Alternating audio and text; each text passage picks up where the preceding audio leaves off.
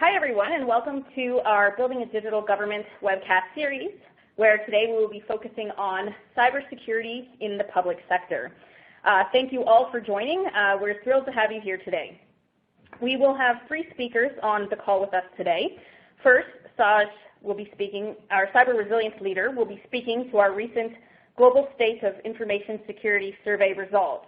Following Saj, Jordan, a director in our cybersecurity and privacy practice, will be speaking to how privacy can be a key enabler for digital government initiatives. Our third and final speaker is Stuart, who is the UK and global head of cybersecurity and data protection, and he will be providing a look into cybersecurity in the UK. So thank you for joining, and just a couple housekeeping notes. If you would like to ask a question, you can simply use the Q&A feature on the console. And also, this webcast is being recorded and will be available for on-demand viewing following the session. So thank you again for joining, and I will now pass it over to Saj. Thanks, Bonnie. It's an absolute pleasure this afternoon to walk all of you through the findings from our Global State of Security Survey. We've been doing this survey for well over 15 years now, so the findings we're seeing today and we're discussing this afternoon is based on what we're finding in the public sector space. So with that said, what is it that we are seeing overall from a security perspective in the public sector? When we looked at the overall survey results and we went through the key data, there were some key trends and themes that we noted overall globally, and this is not specific to the public sector, but overall. The first one is we're noticing that cybersecurity has become a strategic priority across all the industry sectors. Why? A couple of reasons behind that. One is the rapid rise in the number of high-profile breaches and attacks that we've seen and noticed in the last couple of years. So certainly the attention around this topic has risen quite a bit at the senior management and the board level. The other thing we've noticed is every organization is going through a digital transformation of some sort, where in the past we would look at a government organization as an entity that provides services through digital channel. More and more the recognition now is you are a digital organization that provides government services. So the mindset around how we are approaching digital and therefore the amount of value that is invested in the whole digital channel is increasing more and more. And cybersecurity and privacy overall is a risk that can undermine your overall efforts when it comes to digital government initiatives. So we're seeing overall the attention that's being given to cybersecurity and privacy increase more overall. The second theme that we're seeing is the rise of nation states. Again, a couple of things to be observed here. The first one is we are noticing that every nation state out there is building their cybersecurity capability from an offensive perspective. And the reason for that is where traditionally the risks and the threats for our national security came from traditional domains, being air, water, and sea, and the defense forces accordingly built up, Army, Navy, and Air Force in reaction to that. There's increased recognition that going forward, there's a fourth domain where the attacks of the future for national security will come from, which is the cyber domain. So in response to that, every nation is building up their offensive capabilities when it comes to cybersecurity. Now that's great from an overall national security perspective, but the downside is there's a proliferation of cyber weapons that's happening right now. And as a result of that, what we're noticing is there's a lot of investment that goes into building up these offensive capabilities. But once these offensive tools are used by a nation state, it's quite widely available, and it's just bits and bytes. So replicating some of those tools are much more easier than if you were to replicate, say, a physical weapon of any sort. So this is leading to overall the weaponization and industrialization and reducing the barrier for entry when it comes to launching a cyber attack. The third theme that we're seeing overall is the shortage of talent. So as the threats and the risks are increasing when it comes to cybersecurity and privacy, the talent that organizations need today to be able to manage this risk and respond to this risk is not sufficient and it's not available out in the market. That's driving challenges of its own. The fourth theme that we've seen is as technology evolves, it's certainly creating a lot of opportunities from a business perspective. So be it social media, big data, cloud, But all of these tools at the same time are being used by attackers to launch an attack as well. Also, these tools, if it's not implemented properly and planned properly, can create some risks to the organizations which previously did not exist. So these are some of the key trends that we're seeing overall on a global basis across all industry sectors. So then when we look specifically into the public sector, what is it that we're noticing? So the first thing is we have seen that the attacks and the incidents have increased year over year by 137% specifically. Now, you may think that, wow, that's a big jump, and that's probably because the number of attacks have gone up.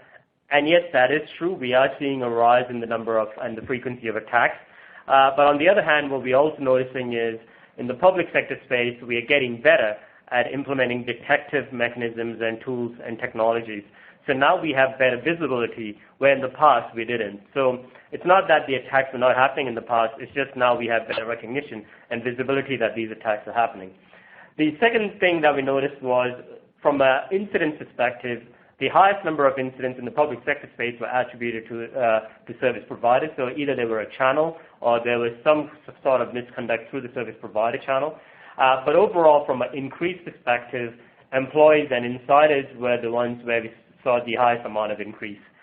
In terms of what they're going after, they're largely going after citizen and employee records because there's a monetary value associated with that. You can sell this data in the underground market for a fair amount of money, because this data can be used for identity theft and for committing frauds of various natures. So there's a value associated with that, and oftentimes that's the favorite data to go after. When we look at the security spending, not surprisingly, it has gone up in line with the increase in the number of incidents. Specifically, it's gone up by 23%. And when we look at the overall budget for security compared to the IT budget, it's about 5% mark. Now, that's the average, obviously. That varies based on the amount of digital footprint you've got, and the higher the footprint, the more you spend when it comes to security. From a financial losses perspective, we noticed that overall it's gone up by 27% year over year. Now, this is a bit of an interesting trend. When we compared this with some of the other industry sectors, we actually noted that the financial losses had gone down. Now, we questioned that a bit in terms of why that may be happening, and we saw that it actually quite correlated well with the uptake in cyber insurance. So cyber insurance is a mechanism by which you can reduce some of the financial impact as a result of cyber incident. We've seen that there is an increased uptake in public sector, but not enough compared to some of the other industry sectors. So we think there's an opportunity here from managing the financial impact perspective that cyber insurance can provide some opportunities for public sector organizations. Going forward, looking into what are some of the things from a core fundamentals perspective that the public sector organizations are doing. So what we've seen is, again, quite a bit of a rise across some of the what we call the basic fundamental core safeguards. So we call them as being, having strategy in place, having employee training and awareness in place, having a third-party baseline and program around checking, how do you manage your vendor risk? Do you have a CISO or someone, an executive in charge for managing your security, doing threat assessments? And finally, what type of monitoring and analytics do we have in place? And how does it harness all the intelligence from a cybersecurity perspective? So overall, we've noticed a bit of an increase. We are quite on par with our global peers when it comes to some of these core safeguards. Having said that, again, there's a lot of room for improvement for us here, because 50% mark is still only half the way there. And in today's world, we all operate in a fairly interconnected, digitized fashion. So all it takes is one government entity that is speaking with another 5 government entities to get breached, and it can expose the entire ecosystem. So in order for us to build a herd immunity, I think all of us collectively need to do our bit in terms of increasing our security and privacy posture. In addition to the core safeguards, what we've also noticed is some innovative and new methods that public sector organizations are using to manage the cybersecurity threats. So the first one that we've noticed is there is an increased use of cloud-based security services. So where traditionally we relied heavily on on-premises, hardware-based appliances to, improve our security posture and to manage some of the security risks, we're seeing an appetite and interest more and more to use cloud-based services. The reason being, firstly, the scalability that the cloud-based services provide, where internally it's a bit more harder to plan and manage.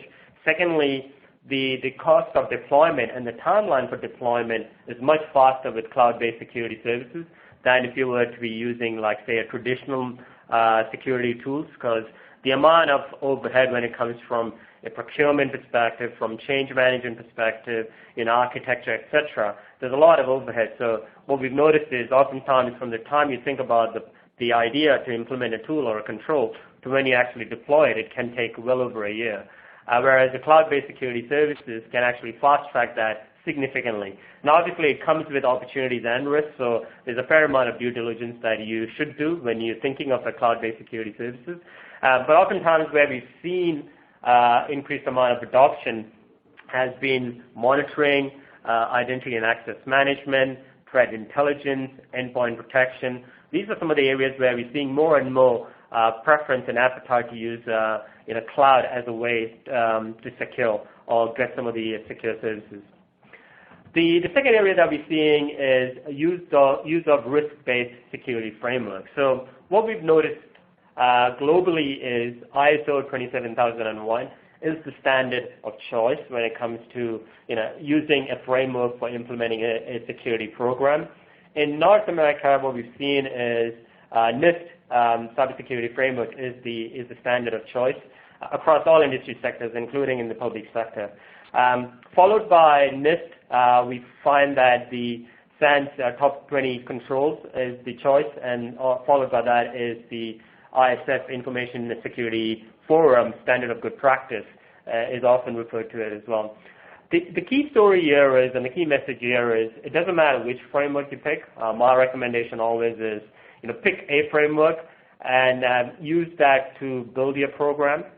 And that's important because should you have a breach in the future, you want to be in a position that you can release the communication, or you can go out to your stakeholders saying, we adopted a framework, doesn't matter which one it is, say NIST for argument's sake. We adopted NIST as the framework, we built a program around that, and we took all reasonable efforts to stop an attack from happening. However, the nature of attack was so sophisticated that there wasn't possibly anything we could have done.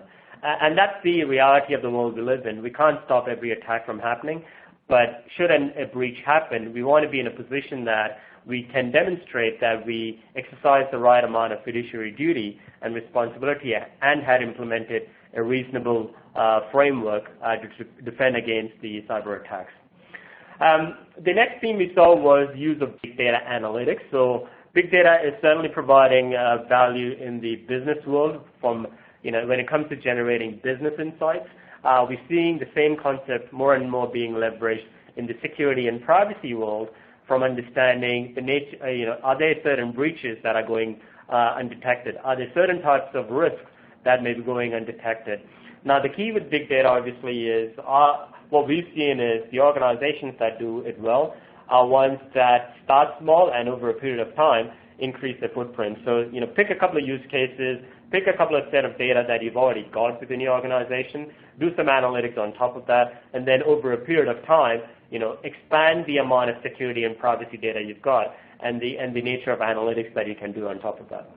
Now, the other point worth mentioning here is when you combine big data with cloud, you really start seeing the power. So you get that scalability and performance of cloud combined with the analytic power of big data. So we're seeing some big data type offerings and products being made available to the market, which is being pushed out through cloud. The next theme we saw was collaboration. So it's very pleasing to see that year over year, the collaboration amongst organizations, particularly in the public sector space, increasing. And we particularly believe that this is an area that needs to increase more and more. Going back to my point around, we all operate in a very digitally interconnected ecosystem. So all it takes is one entity to be breached, and very soon that breach expands or permeates with some of the other organizations. The other thing that we've noticed is when an entity in an industry sector gets breached, it's not just bad for that particular organization, but it reflects poorly on the entire industry sector. So again, say for argument's sake, if there's one government entity that does get breached, it's not just that organization that gets a lot of spotlight, but it's the entire government sector that everyone starts scrutinizing on. Can you handle our data properly? And are you doing all the right things from a security perspective?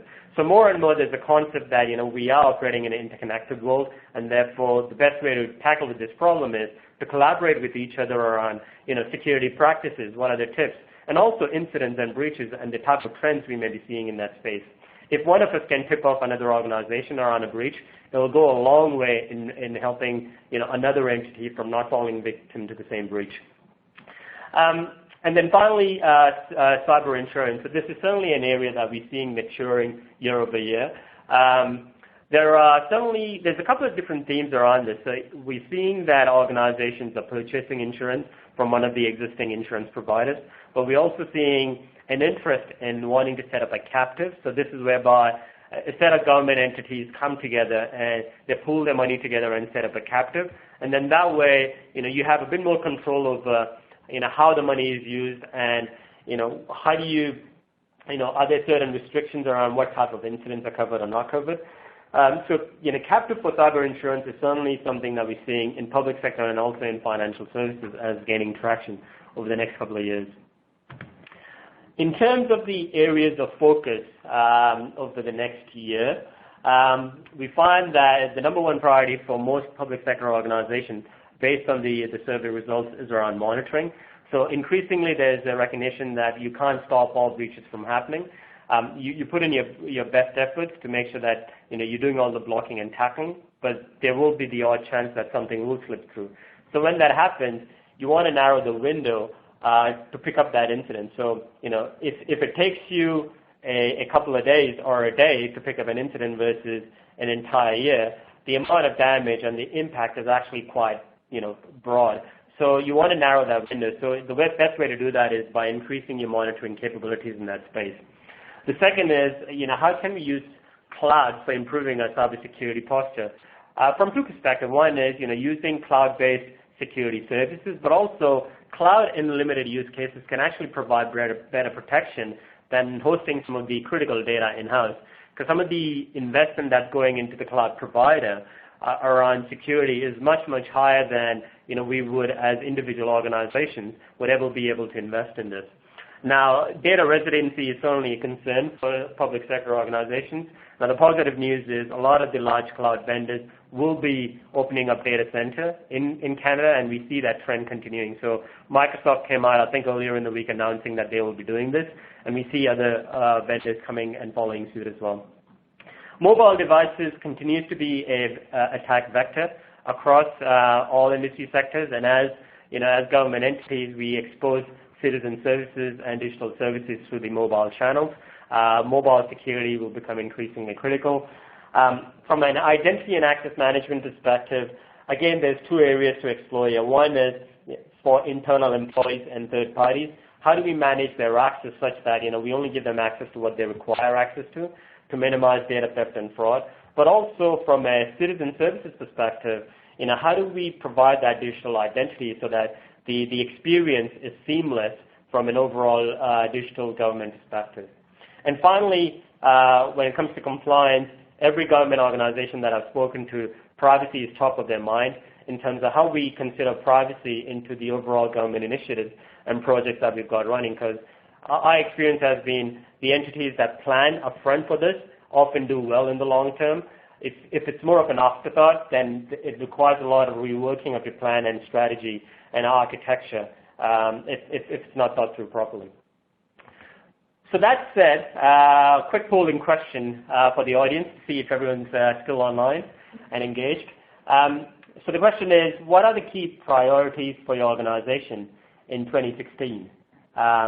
Is it 24/7 monitoring for incidents? Is it enhancing cybersecurity with cloud computing? Is it making mobile devices more secure? Looking at better ways for managing access? Or is it compliance, say privacy or any of the edicts that you may want to look into? Or other items that we may not have explored as part of the discussion in the last 15 or 20 odd minutes. So we'll give a bit of time. Now you do have the option of selecting multiple choices here. So we'll give a bit of time for everyone to go through this and provide your responses. Just a quick recap overall while we're waiting for responses. When we look at security and privacy for digital government, we oftentimes like to summarize that into three buckets. So one is identity and access management. So how will you manage access to the digital services through a common digital identity platform? The second category or bucket is what we call security. So how are we going to secure the digital services and applications and infrastructure so that it is not compromised or breached? And the third aspect is privacy and data protection. How do we handle the data that we've been entrusted with by our citizens in a fashion that we don't breach privacy requirements? So that said, let's look at the results. Okay, so there's a fair amount of even spread, and not surprisingly, compliance tends to be the highest. So again, from a compliance perspective, what we're noticing is, when it comes to privacy, PCI, these are the hot topics that are still relevant in the public sector organization, followed by identity and access management, again, for the reasons I mentioned, which is to reduce fraud, but also how do we enable seamless digital services to our citizens as well. So moving on, it's time to pass on to Jordan, who will walk us through the privacy implications around digital government services. Perfect. Well, thank you so much, Saj, and thanks everyone for joining. I'm a big believer that privacy can be an integral component to any digital initiative, including a public sector e-government initiative. And it can actually be a key enabler to help drive things like user adoption and enhance overall public trust.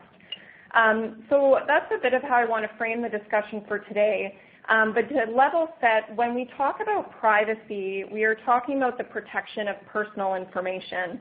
And there's a number of different definitions for what is PI or personal information, but for the most part, it really refers to any information that you can use to identify a person either alone or in combination with other information. So things like name, address, social insurance number, credit card information, transactional or purchase data, all of that would be considered personal information. So what I wanted to talk to you about today are really three key things. One is, why is there even a need for privacy when embarking on a digital government initiative? The second is, what are the key things you need to think about from a privacy perspective and some of the key challenges we actually see our public sector organizations struggle with when it comes to protecting privacy within a digital environment?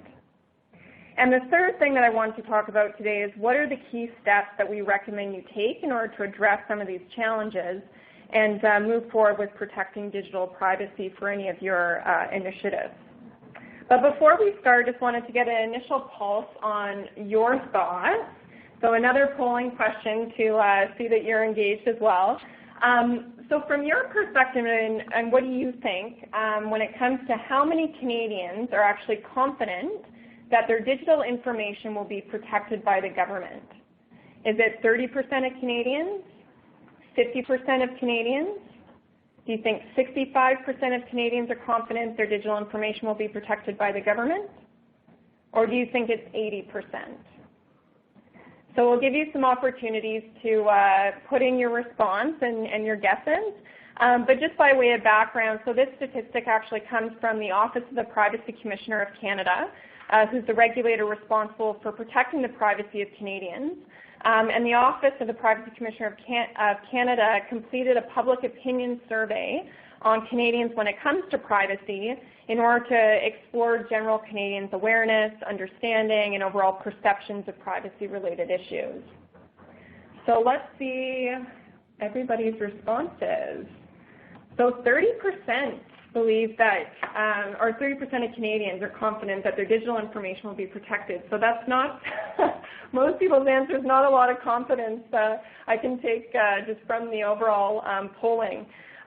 So the result is, and the actual statistic is that it's 50% are actually confident that their digital information will be protected. So about 1 in 2 people feel comfortable providing their personal information to government and that it will be protected. And it's important to consider these things because, especially if you're launching a new digital initiative, it may give you an indication of how willing Canadians are to actually share their personal information and potentially how comfortable they actually are in using digital services that may involve the collection, use, or handling of their personal information. So very interesting to hear what the group has to think.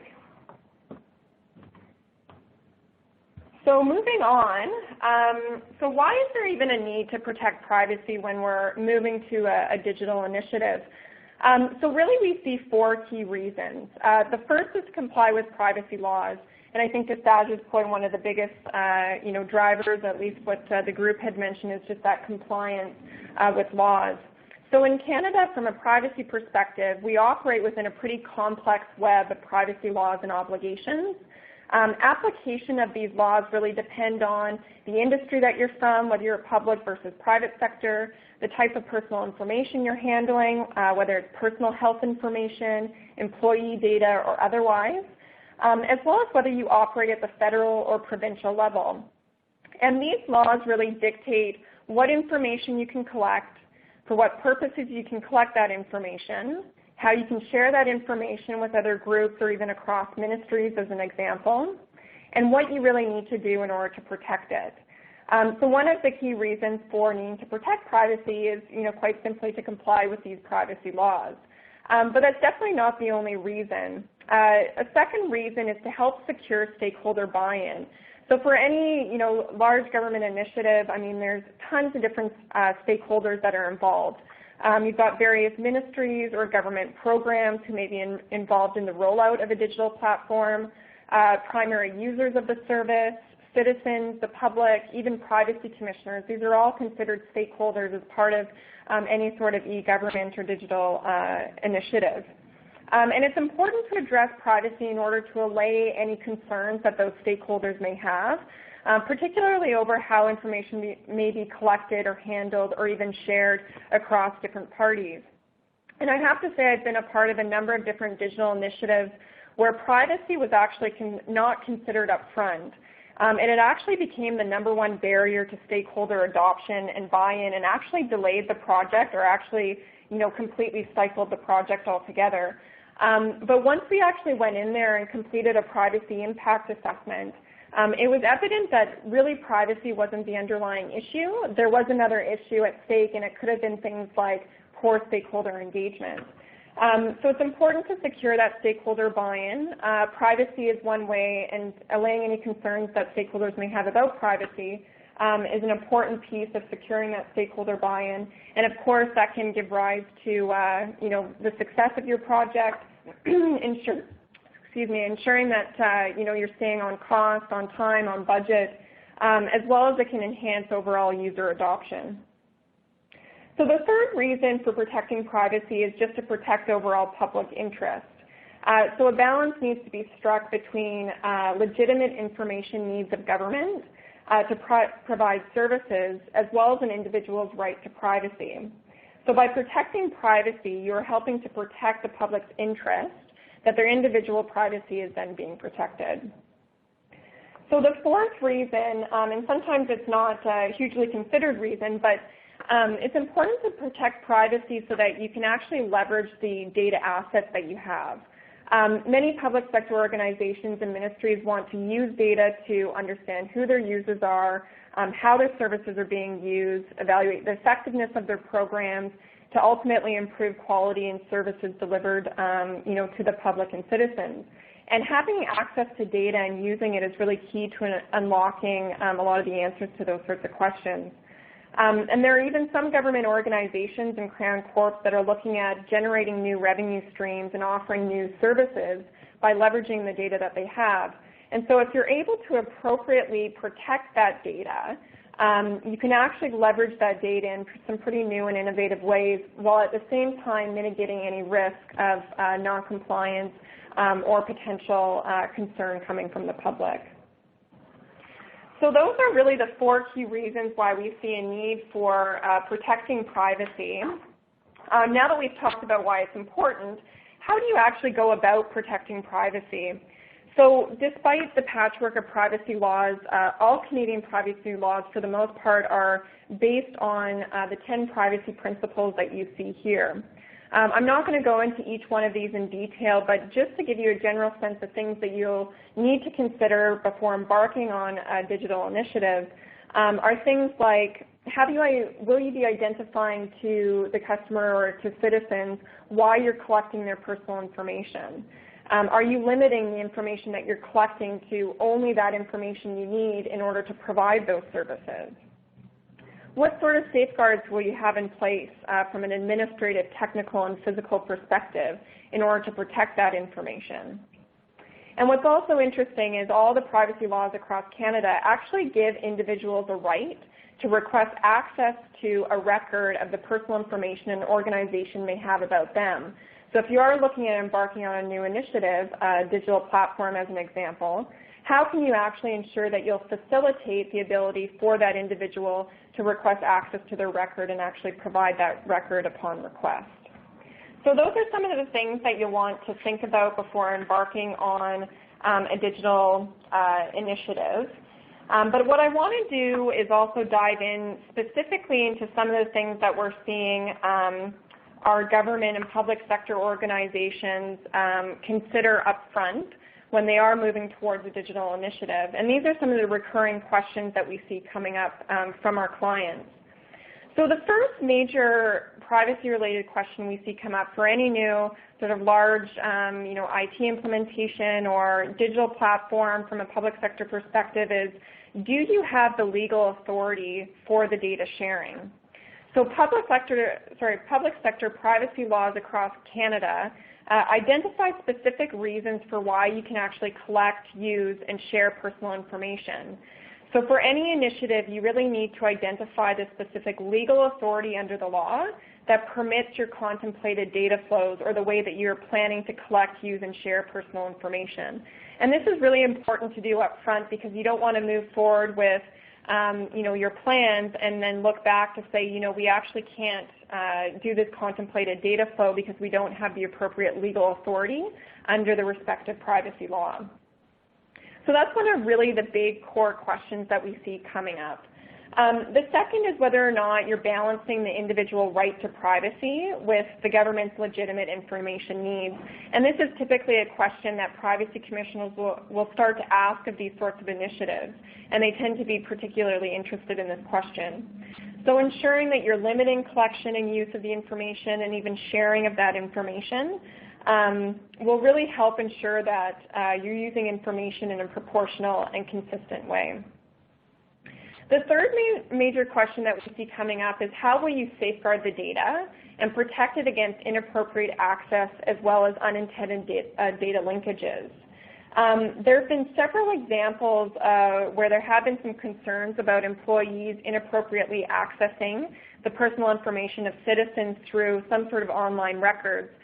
One example being the Insurance Corporation of BC, which has actually led to a class action lawsuit. An employee actually accessed, I think, 65 individuals' personal information in an unauthorized way and then shared it with individuals. And it was found out that I think about 13 of those 65 individuals whose information was accessed inappropriately had a connection to the Justice Institute of BC. And those individuals, as a result of that unauthorized disclosure, have actually been the targets of shootings, arson, and other sort of property damage. And whether or not that information was shared with organized crime or someone had a negative interaction with the Justice Institute, it's not entirely clear at this point. But it just gives an example of how employees can actually access that information in an unauthorized way that actually has some pretty real and significant impact. There's also been some concern with ICBC around how that information sharing is taking place between the organization and law enforcement, which has been in the news quite a bit, as well as we've heard several examples in Ontario in the health context of staff inappropriately accessing or sharing personal health information. For those in Ontario, I'm sure you've heard the Rob Ford snooping cases into his medical records. There's also a $400 million lawsuit at one Ontario hospital whose staff actually sold information about 14,000 new mothers and their personal health information with an organization that provided registered education savings plans. So with an increase of digital access to personal information, a lot of these digital initiatives, what this highlights is really the importance of safeguarding the data to avoid any negative publicity, any public mistrust, lawsuits, or even subsequent financial penalties. So overall, those are some of the key considerations we're seeing, particularly for our public sector clients when you're looking at embarking on a new digital initiative. So now that we've talked about why privacy is important, what are some of the key considerations, I also want to highlight a few of the key challenges that we see some of our public sector organizations struggling with when it comes to trying to protect privacy and consider privacy. The first is that many people that we've worked with, our clients, we've heard that the privacy legislation itself may not be keeping pace with how quickly data is going digital. Most of the public sector legislation called Freedom of Information Protection and Privacy Act, or the FIPAs, they came out in about the 1980s, 1990s, and a lot of our clients are really struggling to actually identify the appropriate legal authority under those acts to permit the digital sharing and flow of information in order to provide more integrated and seamless services to citizens. And in some cases, Ontario is just one example, but legislation has actually been updated in order to facilitate those information sharing needs. We saw that in the context of the provincial electronic health record in Ontario, where legislative updates had to be made to PHIPAA in order to actually facilitate the creation and maintenance of the provincial electronic health record and to facilitate that sort of information sharing. So in some cases, we have seen legislation been updated, but obviously that takes a significant amount of time. The other key challenge that we're seeing is just overall costs and resources. So public sector organizations can be limited in what funding and resources they can put towards privacy. But in actual fact, when the funding and resources aren't committed up front, this often can result in some pretty significant project delays and costly retrofitting to ensure that there are the adequate privacy safeguards. Finding the resources and committing them up front is often a challenge for our clients, especially when there's no immediate concern coming from the public or privacy commissioner at that time of funding. But we can't urge you enough to commit those funding and resources up front to avoid any costly retrofitting or unintended project delays. Another major key challenge that we're seeing is variability in public sector privacy programs. And this is especially true for digital initiatives that are looking at integrating services across several public sector organizations. There's variability in the maturity of these privacy programs, as well as the funding and resources dedicated to these privacy programs. So one example, large teaching, research, hospitals that have a number of different groups involved, they'll likely have more funding for privacy than a small hospital. However, you're only as strong as your weakest link, so you need to at least try to ensure there's a minimum level of privacy protection across different organizations that may be connecting into your digital solution. So that's another area where we're seeing some challenges when it comes to ensuring there's that minimum level of privacy protection when there's a digital initiative that involves the integration of multiple different public sector organizations. So now that we've heard a little bit about the key challenges, we've provided and outlined 4 key steps that you can take in order to address digital privacy for government. The first is to commit funding and resources, so identify those funding and resources for privacy up front, and where possible, try to leverage some shared service capabilities, or look at actually working with a number of your different organizations to identify where there might be some existing privacy resources that you can leverage to support your work. The second is to understand your privacy legal obligations, so to clarify that patchwork of privacy laws that may apply to you, as well as to identify that appropriate legal authority to facilitate that data sharing. The third is to conduct a privacy impact assessment, and this is really an industry-recognized tool to understand your current practices, to understand your contemplated data flows, and where there may be some gaps in how you can protect privacy as you move towards more data sharing capabilities. And this will also allow you to identify some remediation measures as well. So then moving on to the fourth step, where you can actually build privacy into the design of your solution. So taking those risk remediation strategies from the PIA, or Privacy Impact Assessment, and ensuring that you're building in those privacy controls as part of the solution. So big believer that privacy can be an enabler, help to increase user adoption, enhance stakeholder trust.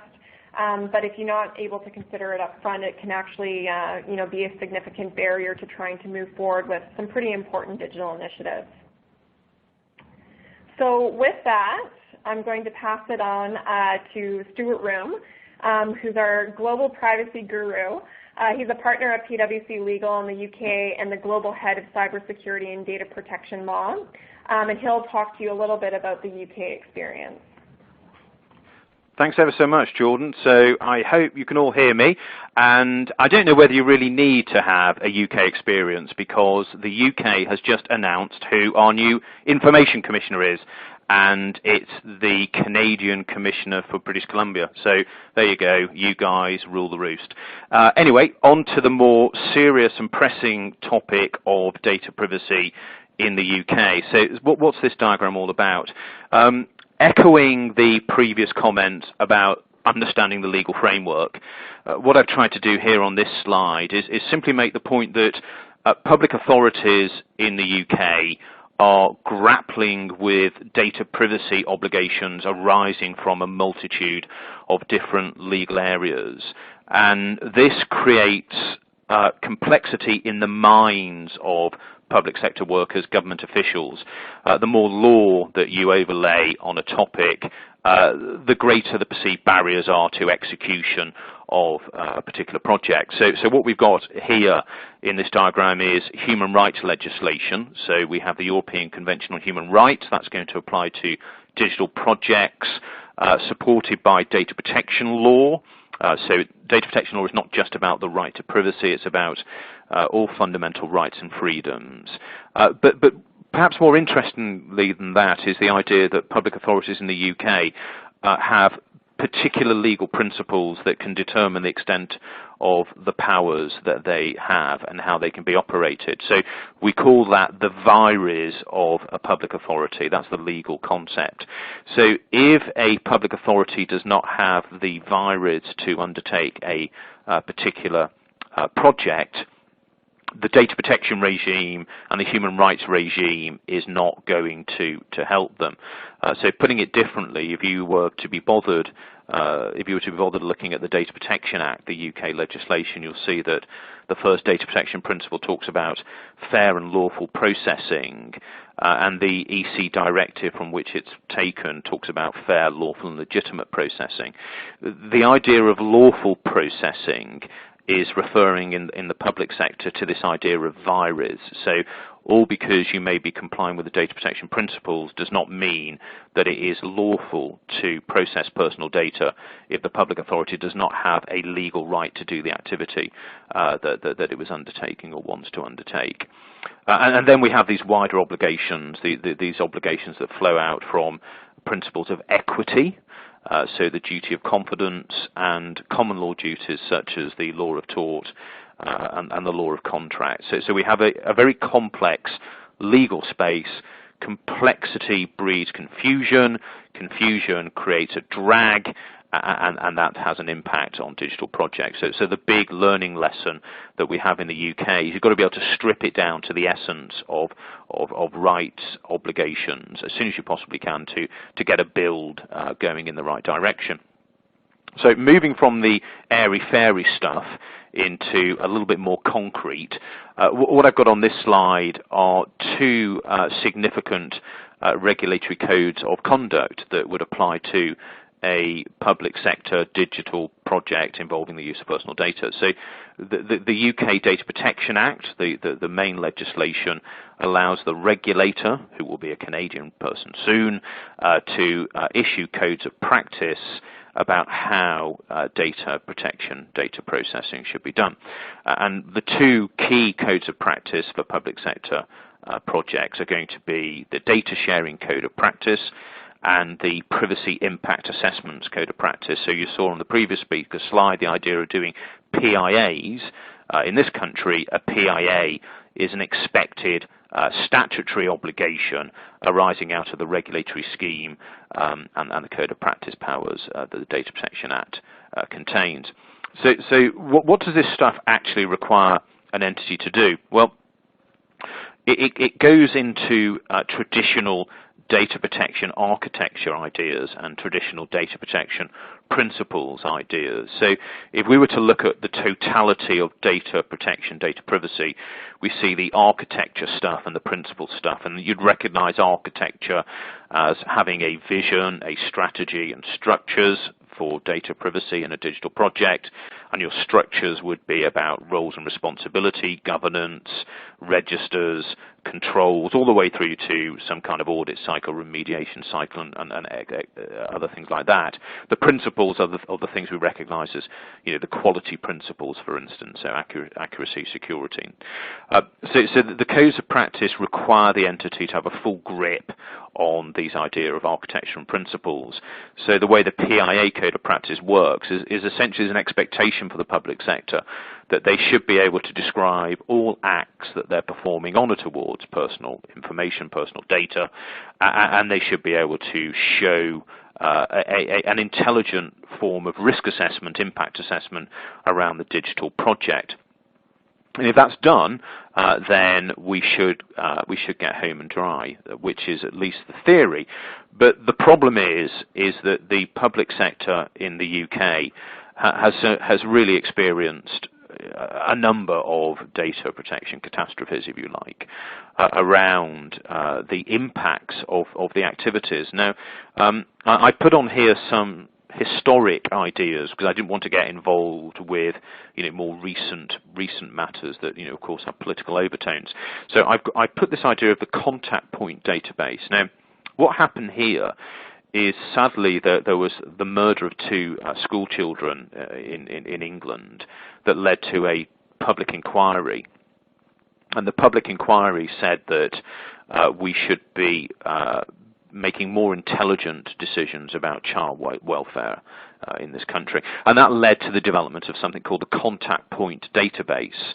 And the public inquiry was called Every Child Matters, so you can see that phrase there. Now, what would happen is that a school that was run by a public authority, or a hospital run by a public authority, and other public services would flag on the database indicators that would potentially lead to an investigation of child harm, child abuse.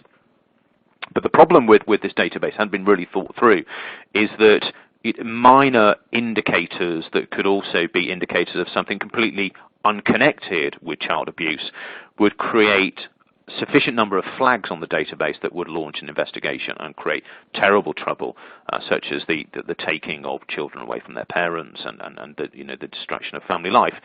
So this database collapsed under massive scandal because this privacy impact assessment idea had not been properly thought through. It hadn't been undertaken. So the unintended consequences of the good idea were missed, and therefore the good idea was not delivered. So that is a case study, if you like, in the UK around the need to do proper and detailed privacy impact assessments. Another one was the UK ID card. So there were proposals perhaps about 10 years back to create a compulsory identity card for the UK citizen. And there were a range of ideas to justify the creation of this scheme. The No to ID was a pressure group, a single-issue pressure group, that really was opposed to the identity card. It did not perceive a clear reasoning. It did not have a clear narrative being presented by the government and the public sector. And this fog of confusion created the environment within which suspicion and mistrust can grow, and then eventually the identity card scheme went exactly the same way as contact point. So the moral of the story, as the very, very clever people in PwC Canada are telling you, the moral of the story is really to do this privacy impact assessment analysis at the very, very beginning of your project. And if you do that, then you'll be able to get home and we'll all have a happy life. I put another example, CIFAS, which is the UK Fraud Advisory Service. And what that does is takes fraud indicators from the wider economy, from the private sector, so from banks and places like that, and that information gets moved into the private sector, into law enforcement, police force, and things like that. So we've got there potentially a very egregious privacy risk. So banks are passing stuff to the coppers, and the coppers are going to go and arrest people. That's going to have a horrible impact. So you can compare that with what would happen if you got child abuse issues wrong. Yet this database has been a massive, massive success, and it's highly popular in the economy and in the public sector, and people are happy with its existence, including the regulator. And when you dig into the reasons why this is successful, it's because they've done the things that weren't done in the unsuccessful databases. They had a proper PIA, proper utility, there was no fog of confusion, there was precision in the thinking, and the data sharing scheme itself, as represented by that code of practice we just saw, the data sharing scheme was well written, with proper roles and responsibilities and things like that, oversight, supervision, and of course the minimization principles being embedded in. So that's what you need to do. So the final bit before I pass over to the people who really know what they're talking about is the General Data Protection Regulation, or as we like to call it over here, privacy rock and roll. So the GDPR is the biggest thing in personal data ever. And what I've got on this slide is the architecture of the GDPR. So when you strip out all of the mumbo-jumbo and you get right to the very heart of the GDPR, this is what you see. And when you look at that skeleton or the backbone, the vertebra of this new regulation, which will impact people in Canada too, what you see here is all the stuff that you've just been listening to. You see the idea of data analysis, risk assessments, consultation, privacy by design, document it all, and then you start to engage and deal with the citizen in an appropriate way. So I'm being told that my time is up, and I'm going to pass back to the other speakers. Thank you. Thank you so much, Stuart. That was fantastic, and thank you to all of our speakers. We're now going to open it up to the Q&A, and well, we do have a hard stop at 2 p.m. today. If we don't get to all the questions, we will commit to sending answers out to them. So the first question is actually for anyone that would like to answer it. It's do you find privacy or threat risk assessments help or hinder the rollout of digital services? And how would you like to see this changed? Saj, maybe you want to start, or Jordan? I'll kick it out. So I know John feels very strongly about PIA, so I'll let it speak to that. From my perspective, what I've seen is they certainly help if it's done during the right time in the overall project or initiative life cycle. So the earlier on, the better is one thing, because it's very hard to then go and change the plan, and it also becomes very costly and dragging in the overall timeline as well. In terms of what I'd like to see change is some sort of harmonization of PIAs and TRAs, the privacy impact assessment and threat risk assessments, because oftentimes we see it just being done somewhat separately, although there's, with the where we're heading in the overall digitally interconnected world, there's a lot of overlaps. So it's important to look at these issues together rather than in silos. So, oftentimes privacy impact assessment gets driven out of the legal side of the organization, and the threat risk assessment gets driven out of the IT or security side. So I think there's some opportunities for harmonization there. The second thing is the level of awareness and how educated are the folks doing these assessments, particularly within the project and the business side. We can't just heavily rely on the privacy experts and the security experts. So I think there's a bit of a way to go to raise the overall level of awareness, because rather than treat this as a tick box or a check box in the overall initiative's life cycle, actually treating it seriously, because if you do it properly, you can actually enhance and accelerate your digital initiatives. If you don't, you end up becoming one of those case studies that Stuart spoke about. So that's kind of like my take on this. Great. Awesome. And from a privacy perspective, as Sasha has mentioned, big believer that doing a privacy impact assessment up front as part of the initial planning and design of your initiatives is incredibly important. Absolutely serves as an enabler. I think I mentioned there's a couple of different initiatives that I've been involved in. Government, integration of IT services across the provinces. And that PIA served as such an incredible tool to, as I mentioned before, secure that stakeholder buy-in and actually just not have any more concerns about privacy and to know that those risks are being mitigated so that a lot of the real barriers of what was stalling the project would actually come out up front. So really important to do those PIAs, and as Saj had mentioned, at the appropriate time to ensure that you understand, the legal authorities under which you will, facilitate overall information sharing and collection, and how you can actually integrate privacy directly into the design of the solution at that solution design stage, so you're not having to do any costly retrofitting after the fact.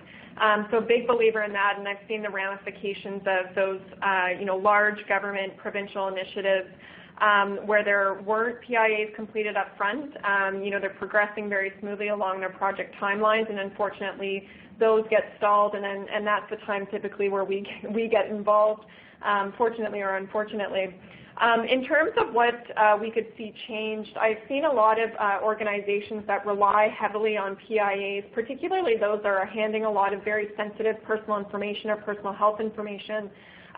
The PIA process becomes a very bogged down process, not really very agile. So in completing PIAs, I think there's a number of things that you can think about. If it's part of your formal processes, to think about how you can make it a process that isn't hugely onerous, it doesn't have to be, that doesn't require a ton of work, and that can be actually sustained and maintained over time. So one of the challenges I've seen is just organizations completing tons of PIAs. They're incredibly lengthy, very onerous on the different teams that are trying to launch the initiative.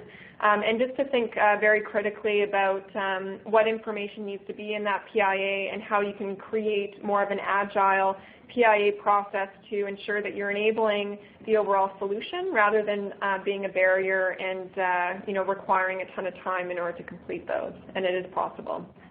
Thank you. Thank you very much, Jordan. Stuart, this next question is for you, and it is, what implications do you see the GDPR having in Canada? For instance, does it extend to international students? Yeah, so the GDPR will reach out to the rest of the world, so that's the good news or the bad news. And if you are serving the EU with goods and services, so from Canada, if you're trying to sell stuff, or if you are monitoring people's behavior on the web, and those people are in the EU, then you are regulated, my friends, so that's not very nice. The other way a Canadian entity would be regulated if it's receiving data in as a data processor, or it decided for some crazy reason to open up a building in the EU. Great. Excellent. Thank you. We have time, I think, for one final question. And Saj, this one is for you. You mentioned cloud data centers coming to Canada soon. What do you think the timeline for that is? Are we looking at this year? Yeah, so certainly Microsoft has come forward and announced that they will be building a data center here, and now we see this catching on with some of the other major cloud providers as well. We should expect some announcement coming in over the next year. Exact timelines, it's a bit hard to say, but we do expect announcement, and more this is going to happen broadly. So when initially, cloud came to the market, the understanding was that there will be data centers, a few data centers around the world, and the rest of the world will have to just suck it up and agree to send the data over. But we've seen more and more. There's been instances where the government or law enforcement agencies in particular parts of the world, they haven't quite respected the data residency or the privacy requirements of the data that reside within those jurisdictions. So there will be more and more push for this. Now, having said that, we do see other mechanisms by which you can achieve data residency. So what I mean by that is, even if a cloud provider does sit in other jurisdictions, there are ways such as using encryption so that when the data does leave the environment, you encrypt it at the point within your network, and so that the only thing that a cloud provider sees is encrypted data. So there are better tools and mechanisms that are coming out in the market, by which even if the cloud provider is not onshore, you can still achieve data residency. Excellent. Okay. Well, I just want to, Stuart, thank you again so much for sticking around work for a little bit to join us today. I think it was an excellent presentation, and also thank you to our two speakers from our cybersecurity practice, Saj and Jordan. Thank you so much, and especially to all of the people that have joined us today. This webcast will be available on demand starting probably tomorrow. So if you have colleagues that you think would be interested, please feel free to share the links with them. So thanks everyone, and have a great afternoon.